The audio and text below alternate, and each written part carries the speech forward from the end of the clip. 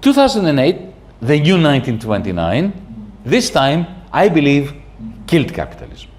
Because the American political system, which gave capitalism an extended life during the war, in 1945, in the 1970s, after 2008, I don't believe they can do it anymore.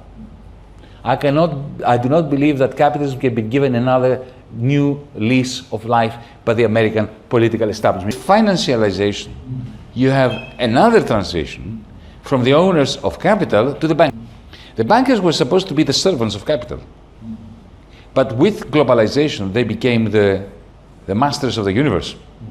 With one press of the button, they could destroy two countries at once by taking billions and billions from one country, from, let's say, the United States, hollowing out whole manufacturing areas, destroying the working class there, and throwing the money into Korea. You can see, they're dysfunctional.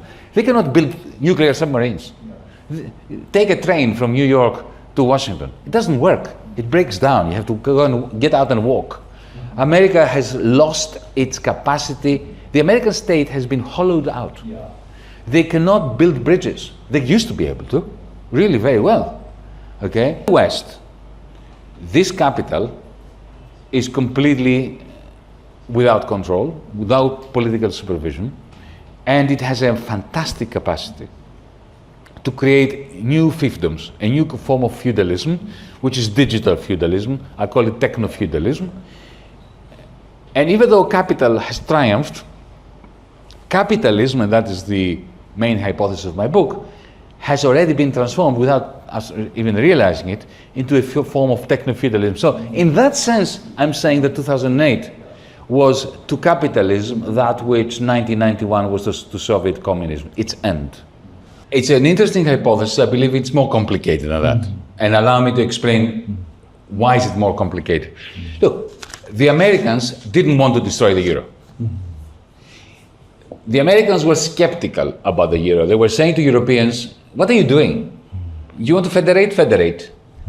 But don't federate your money. Because the Americans are, whatever you may say about them, at least they are smart.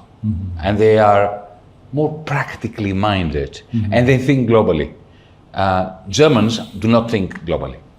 They were at the time, you see, the German mindset, you have to understand, I appreciate it. They just didn't want to be a global power again because of the trauma of the defeat of Nazi Germany.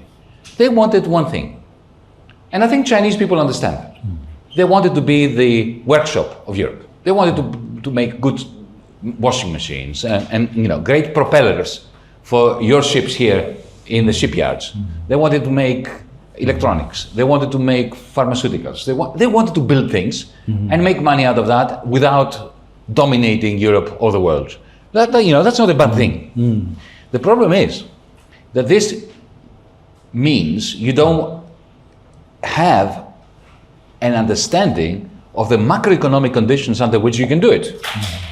You know, you have to, under capitalism, you need to worry about where the demand will come.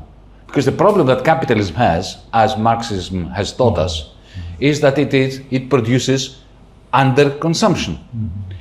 Now, from 1945, or at least 1949, 1950, all the way to the mid-1970s and beyond, the United States created the conditions for German cars and German pharmaceuticals and German chemicals to have markets.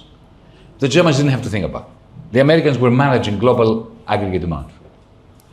At some point, especially after 2008, that was no longer the case. And the Germans continued not to care about managing the macroeconomy. They thought that somehow, if they produce good things, good manufactured goods, they will sell magically on the basis of how desirable they are. That's simply not understanding how capitalism works.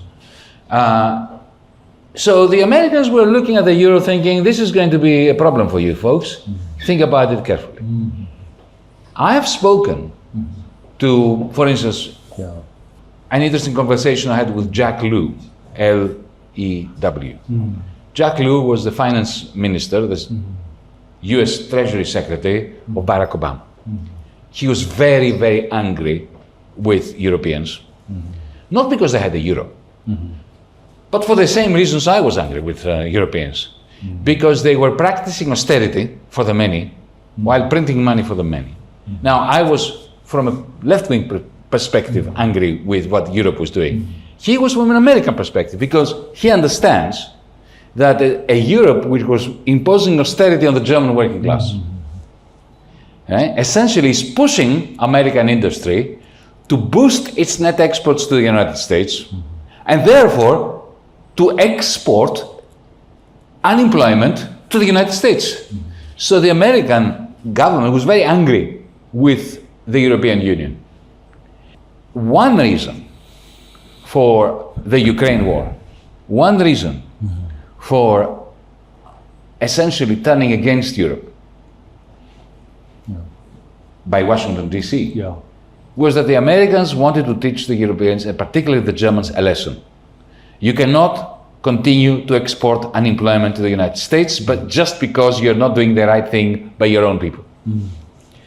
And now they have won, because now the German government is completely in a state of panic. What happened in the United States is quite similar to what has happened across Europe. The center-left party, the main center-left party, abandoned the working class, and then the working class abandoned the center-left party. So as long as center-left parties abandon the people that they are supposed to be representing, there is no future for them. But is there room and a function for the left? Absolutely, as long as there is capitalism, as long as there is majestic, magnificent, bone-crushing and mind-numbing concentration of wealth in the hands of the very, very few, the left will always be relevant. Whether the left will manage to get its act together, that's another matter altogether, isn't it? Well, I mean, so in fighting Kamala Harris, Donald Trump painted her as a far-left radical, a communist, left-wing in every possible way. Are you saying that had she been further left, more true to the left, she wouldn't have had that problem? I have no doubt that if Bernie Sanders had run against Donald Trump in 2016, or even a younger version of Bernie Sanders running against him this time around, the result would have been very different. Absolutely, absolutely.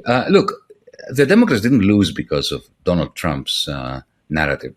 It lost because it told the 60% of Americans who live paycheck to paycheck, it told them that they were wrong to feel aggrieved by their economic circumstances, that they should celebrate the great economic miracle that Joe Biden visited upon them.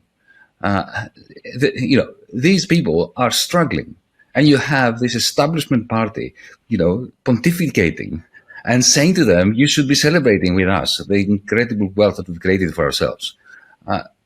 Donald Trump didn't need to say anything. Even if he went away on holidays, he would have won. Once the left has sympathized with people for their situation, what then? What promises do they then make? I mean, Donald Trump, aside from sympathizing, also made some quite grandiose promises about what to do, about bringing back jobs, about scrapping income tax and replacing it with tariffs, a bunch of promises that one might regard as unrealistic, but at least he had some. What promises can the left make? Well, I think that Bernie Sanders has demonstrated very well in the American context that you can be on the left and resonate with the vast majority of Americans. I mean, the points he was making about healthcare, the points he was making about student debt, the points he was making about the tax system, which is ludicrous, absolutely ludicrous in the United States. Labels are labels. What matters is substance. Allow me to make the point that the dream of social democracy received a major blow with financialization, because Hugo, once upon a time, when you had genuine social democrats like Willy Brandt in the even LBJ, Lyndon Johnson, with the Great Society Project, like Harold Wilson in Britain, it was possible to imagine that a social democratic center-left government sits around one table, the captains of industry on the one hand and the representatives of the workers on the other, and cuts a deal between them. But once power and the power to extract wealth shifted from industry to finance, and now it has shifted to big tech, even if you really want to do that, to put around the table the different representatives of the different vested interests, there's no way you can do it. What do? You put Jeff Bezos on one side and what? The precariously employed men and women in the Amazon warehouses on the other. It is not possible to do that. So that we, and this is self-critical because I consider to be a left-wing politician, we have to seriously address the question of what do you tell people?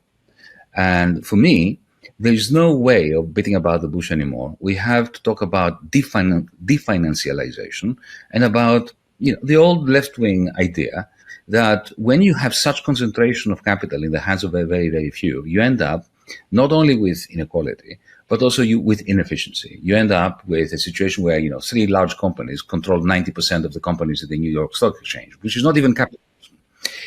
But we need to be able to speak that language. And the problem with Kamala Harris, with Keir Starmer, I would even add, in the context of your country, across Europe, with the socialists in France and so on, they are just too scared to talk the talk that a left-winger should do. Donald Trump, a misogynist, racist, poor excuse for human nature, nevertheless, has a very important lesson to teach us leftists, that we should not be scared to say it as we feel it. He does. Isn't the reason why they're scared is because they fear that that kind of policies along those lines, definancialization, as you call it, would in the short term make people poorer, make their lives worse, would lead to market collapse, would lead to the collapse of economies. Generally, people would not benefit from this, and they are frightened to say to their populations, "You need to go through fire to get out the other side."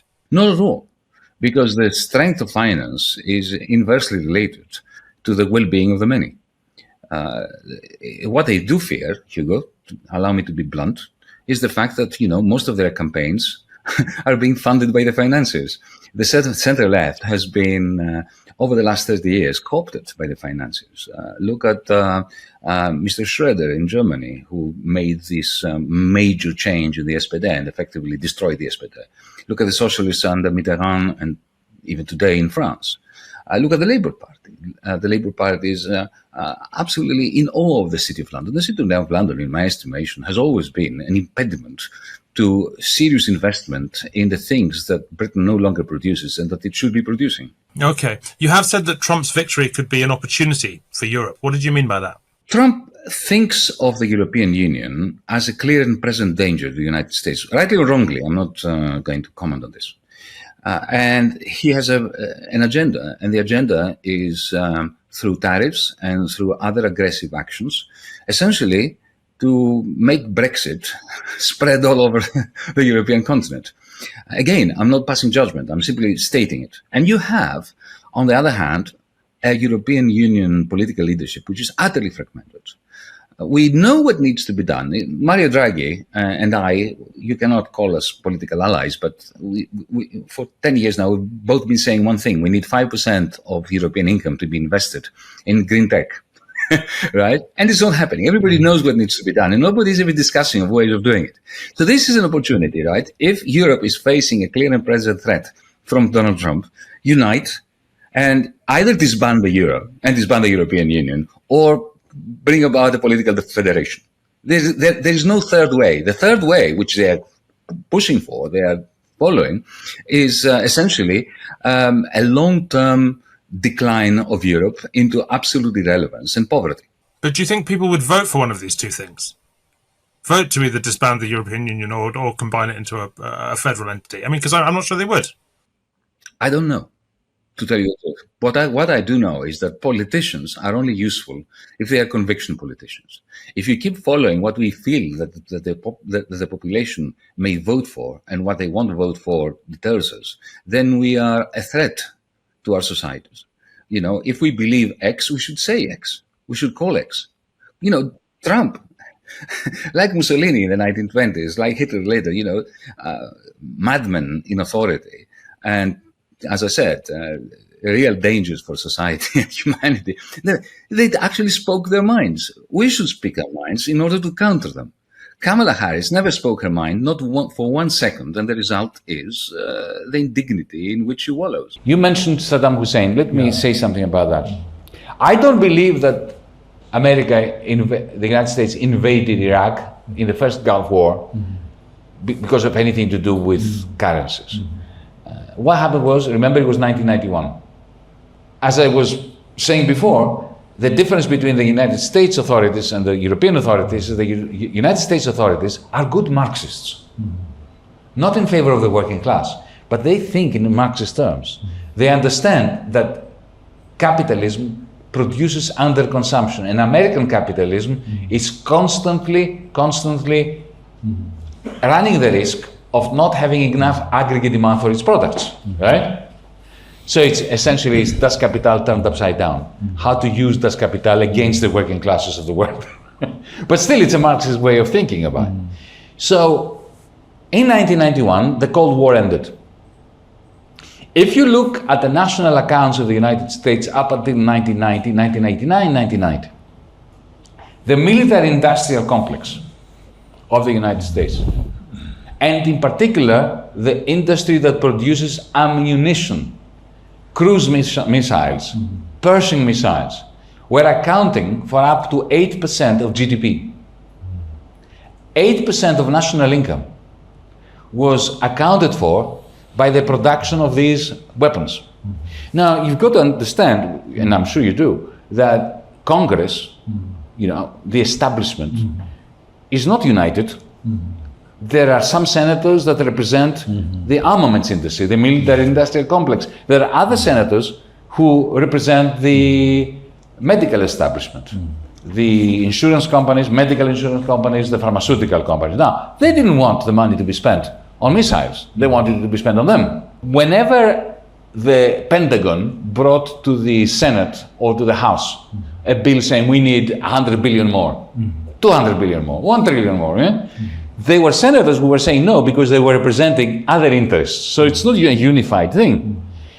While the Cold War lasted, nobody dared in the Senate speak out against the Pentagon budget. But when the Soviet Union collapsed, they did. They said, hang on a second, we no longer have an enemy. Why do we need more missiles? Why do we need more ammunition? So this is my speculative theory, that in 1991, remember there was a major recession in 1991 in America. There is a very strong causal link between the reduction in expenditure on armaments with that recession. And they needed to start spending again. Now, of course, their warehouses were full of ammunition. How do you go to the Senate and say we need more ammunition when you've got so much? You need to spend it. So they invaded Iraq. Not only did they invade Iraq, but remember, Saddam Hussein was working for the United States. He was an ally of the United States. When Saddam Hussein, in the context in the 1980s of the war between Iran and Iraq, accidentally hit an American naval vessel and killed many American soldiers, Dick Cheney, who was working for Reagan at the time, flew to Saddam Hussein to pat him on the back and say, we know it was an accident, and to hug and be friends. So people forget that Saddam Hussein, like Noriega in Panama, was a stooge of the CIA. He worked on their behalf. He unleashed that cruel war against Iran on behalf of the United States against Ayatollah Khomeini, right? So he was their man. So they decided, okay, we sacrifice him. So they gave him a signal to take Kuwait. And why did he want to take Kuwait? Because the war that he had waged against Iran, on the orders of the United States, had been financed by Kuwait, on the orders of the United States. So the United States had said to Saddam Hussein, invade Iran, and they had said to Kuwait, give Saddam the money. Right? And when that war ended and 1 million people died, the Kuwaitis said to Saddam, give me the money back. And Saddam picked up the phone and said to Washington, what do you mean? I've done this on your behalf. All these people who have died. And the Americans said, oh no, we don't care. This is between you, bilateral problem that you have with Kuwait. So he gets really cross. And he stands, Kuwait is a pipsqueak thing like that. I'll take it. And the Americans, through the American ambassador in Kuwait, signaled to Saddam on purpose, provoking him. They said, the United States will not have a problem if you take Kuwait. So he takes Kuwait, and then bang! And if this is all established fact. After the surrender of Saddam Hussein during the First Gulf War, the American Air Force was shooting Pershing and cruise missiles and all sorts of missiles into the desert to get rid of the stock so they could replenish it. At some point, Saddam Hussein gets really annoyed and says, I'm going to redenominate the Iraqi oil in euros. And that's when the Americans decided, okay, we'll take him out. So you're right, but there is a longer story which connects to the question of the crisis of American capitalism, European capitalism, and how this all interconnects. Financial crisis of 2008 in the United States with all the global implications. So what you said is roughly this particular crisis of 2008 to capitalism is almost like 1991 to the Soviet Union. Do you make this analogy or comparison in a very broad philosophical sense, or it's very concrete that can be, list 1, 2, 3, 4 very similarities there? So I'd like to hear your views on that powerful statement. Yeah. Both. Yeah. Because if your philosophical statement is not backed by concrete analysis, then it's not worth anything. And if the concrete analysis makes sense, then there has to be a philosophical overarching argument. Look, capitalism would have died a long time ago, in 1929, if it wasn't for the Second World War. The Second World War essentially saved capitalism by saving American capital. In combination with Roosevelt's New Deal, essentially what happened was central planning saved capitalism. The war allowed the politics to coalesce around a central plan. And then after the war, capitalism was given another lease of life by extending the American central plan in the way that I described during my lecture in Europe and in Japan. And that essentially extended the life of capitalism all the way to the 1970s. That system died when America lost its surpluses. And then capitalism was given another major boost by completely reversing the surplus recycling mechanism that the Americans had created between 1944 and 1971. Remember that between 1944 and 1971, the Americans had a surplus. The money that they were making from the surplus they were giving to Europe and Japan. That was what's happening up until 1971. After that, the Americans had a deficit, which they used to suck into the United States the surplus of Germany, of France, of Japan, and then China. This is what kept capitalism alive. Chinese savings, Japanese savings, profits were created in this country, and in Japan, and in Germany. But it was a kind of symbiosis, because your factories could work fast and well because you had demand from the Americans who didn't have the money.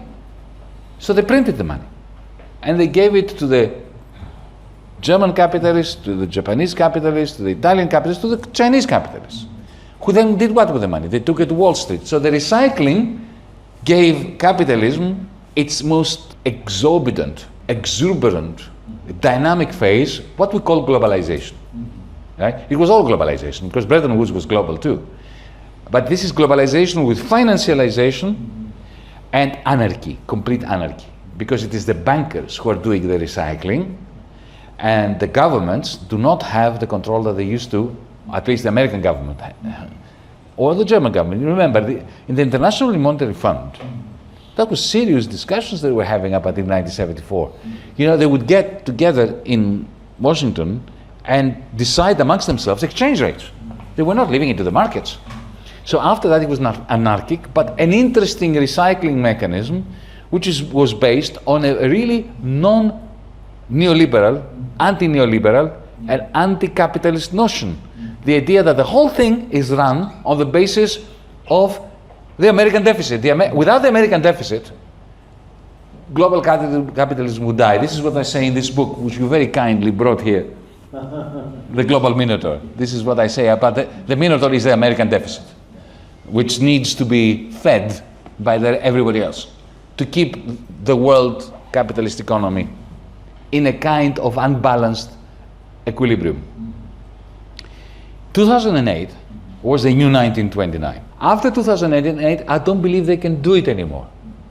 I do not believe that capitalism can be given another new lease of life by the American political establishment. You can see, they're dysfunctional. They cannot build nuclear submarines. Take a train from New York to Washington. It doesn't work. It breaks down. You have to go and get out and walk. America has lost its capacity. The American state has been hollowed out. They cannot build bridges. They used to be able to, really very well. Okay? So the American state can no longer manage world capitalism. And in addition to that, going more into the roots of the capital accumulation process, and this is the topic of my last book, which you kindly mentioned, Techno-feudalism, totally spontaneously, completely unplanned, a new form of capital has been born, what lives in here, with the Googles, the Metas, the Apples, and so on. So you have it too.